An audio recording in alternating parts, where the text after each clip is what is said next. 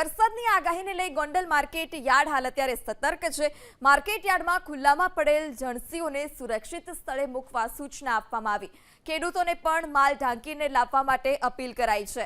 તો હવામાન વિભાગે આગાહી કરી છે કમોસમી વરસાદને લઈ અને જેને લઈ રાજકોટનું ગોંડલ માર્કેટ યાર્ડ કે જેને સતર્કતા રાખવા માટે સૂચના આપી છે।